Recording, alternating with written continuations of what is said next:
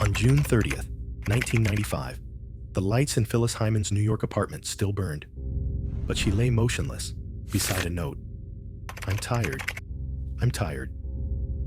A week earlier, she whispered to a close friend, "I think someone's watching me."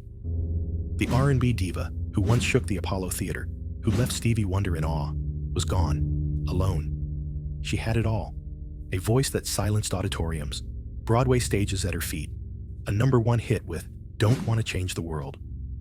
But at 45, the music industry, which worshipped young, white, slender beauty, turned its back on her. Phyllis always smiled for the cameras, but behind the lights, she hid a broken heart and a secret no one knew. What brought her down? Depression? Harsh prejudice? Or an unseen hand from someone powerful? A suicide note? A fear of being watched? What's the truth? Stay with me as we uncover the story of Phyllis Hyman, a radiant diva shattered in the shadows. Chapter 1. The First Seeds of Depression. Long before she dazzled jazz stages, Phyllis Hyman, at 10 years old, sat in the dim light of a Pittsburgh tenement, stirring a wooden spoon to cook dinner for her younger siblings. Her mother, Louise, was lost in depression, unable to care for her children. Her father, Philip, a World War II veteran, sought escape in bottles of liquor, leaving Phyllis alone to soothe her crying siblings. She sang lullabies, her young voice drowning out the cold wind whistling through the door. But who sang to her when fear gripped her soul? She always carried the family's weight, a relative recalled.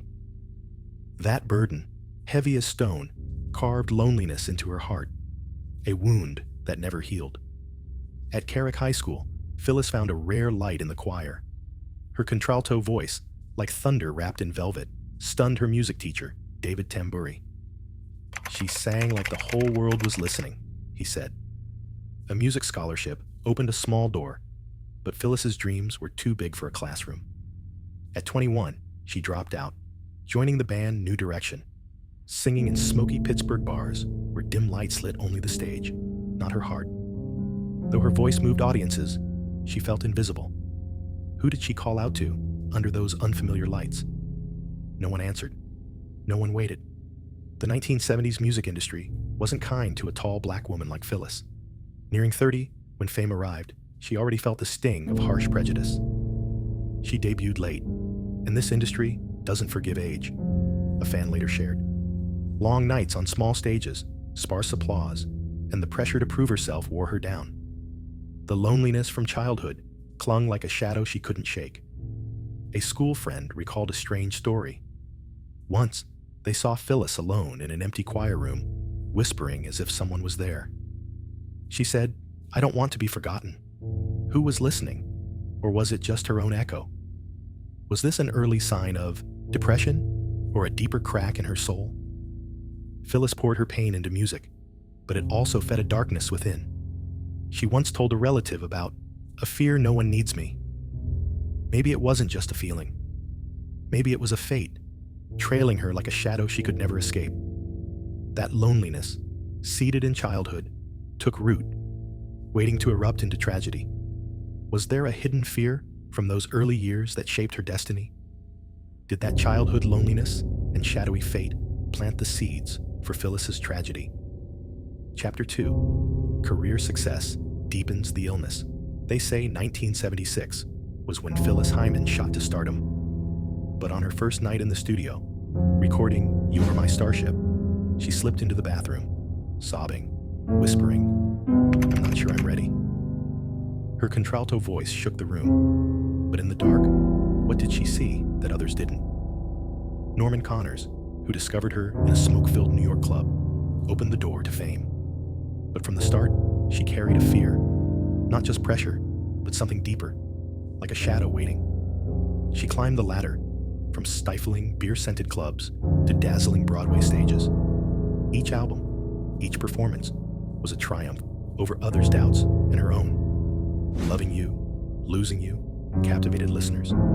You Know How to Love Me had crowds dancing, selling 400,000 copies. In 1981, she stood on the sophisticated ladies' stage, applause like thunder, earning a Tony nomination and a Theatre World Award.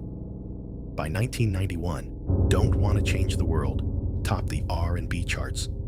Her talent was bigger than what she was allowed to show, a fan said. But every victory came with a wound. The 1970s and 80s music industry adored white, slender, youthful stars. Phyllis, at 6 feet 1 inch, full-figured, and black, didn't fit that mold. They called her too big in every way, a friend said. Clive Davis, the Arista Records mogul, wanted her to sing pop, to be a second Whitney Houston. I can't be anyone but me, and that's what they hate, she told a colleague, her voice bitter. Fighting to keep her R&B/jazz identity drained her. Nearing 30 at her debut, she felt time was her enemy. This industry worships youth, a musician said, and Phyllis always worried she was too old to compete. Career pressure worsened her depression. Long nights in the studio, amid cold coffee and cigarette smoke, she turned to cocaine to ease the pain. But something felt off. She told friends about gigs canceled at the last minute, handed to an artist. Arista promoted more. Once? Maybe coincidence? Multiple times? Something wasn't right. Someone's pulling strings to hold me back, she whispered to a confidant.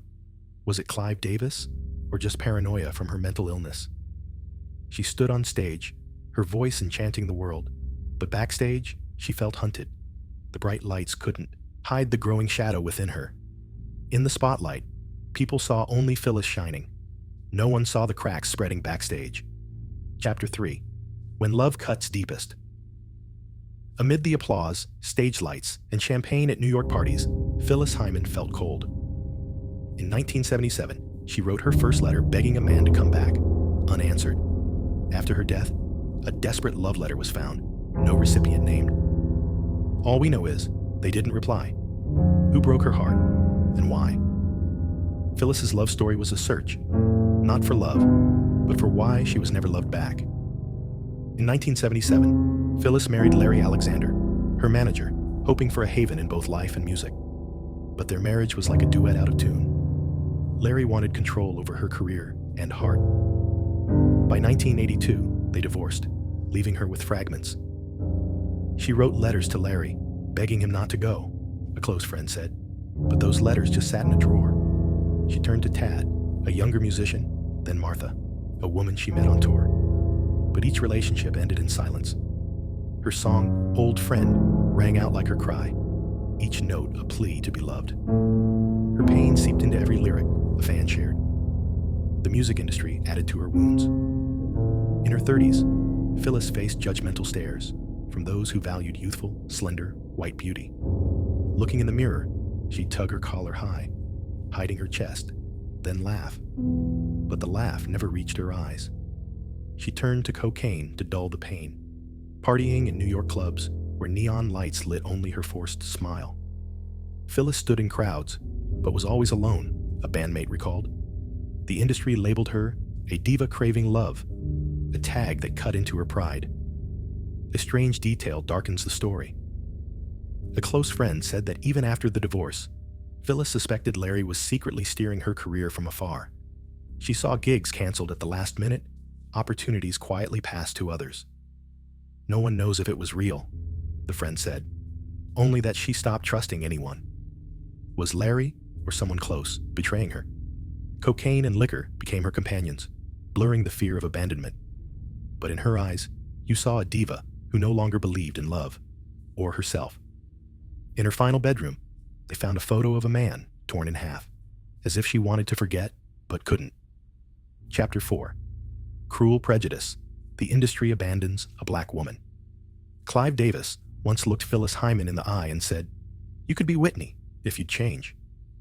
She stared back, eyes sharp as a blade, then quietly left the meeting. Months later, Arista Records dropped her contract. In the 1980s music world, where only young, slender white stars were celebrated, Phyllis, 6 feet 1 inch, black and full-figured, was an outlier. She refused to whitewash herself into someone else, clinging to her R&B and jazz roots. But what was the cost of that? Defiance? A friend recalled her whispering, "They don't want me to be me." Who were they, and why? On promotional posters, her name was printed smaller than newer artists, despite being the headliner. The industry judged not just her music, but her appearance. She's too tall, too heavy, one article wrote, words that slashed her pride. Nearing 40, she faced the prejudice that she was too old to be a star. A TV taping was canceled last minute for technical reasons. Yet later, Whitney Houston shone on that same slot. Once, maybe coincidence, multiple times, something was wrong. Someone's pulling strings, she told a colleague, her voice thick with suspicion. Was it Clive Davis, or just paranoia from her depression? Arista favored Whitney, Dionne Warwick, Angela Bofill, artists who bent to Clive's vision. Phyllis's 1983 album, Goddess of Love, flopped, peaking at number 20 on the R&B charts. By 1984, Arista cut her, leaving her with a $429,000 debt from advances. They didn't kill me, but they made it impossible to survive in this business, she told a close friend, her voice trembling. That debt was a vice, squeezing her, a daily reminder the industry didn't forgive those who didn't fit the mold. She signed with Philadelphia International Records in 1986, hoping for a fresh start, but even there, she felt judged. This industry wants young white girls, a musician said, and Phyllis knew she didn't fit that image. Cocaine and liquor became temporary escapes, but they deepened her depression. Long nights in the studio, she sat alone, staring at the microphone like a friend who'd betrayed her. I can't be anyone but me, she said. But that truth was also a curse. The industry, with its biases about age and appearance, offered no second chances. Was there a real conspiracy, or just a cruel system crushing her?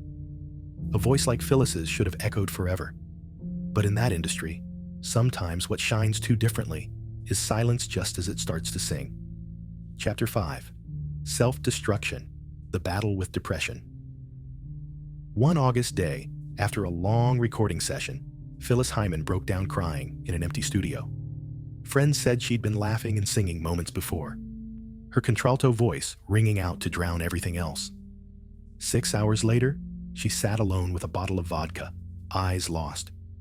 They called it bipolar disorder, brilliant highs crashing into dark lows. But for Phyllis, it wasn't just a diagnosis. It was a war with herself, between the stage lights and the shadows in her soul. She used cocaine and liquor to ease the pain, but they pulled her deeper. She was running from something, a close friend said, but no one knew what.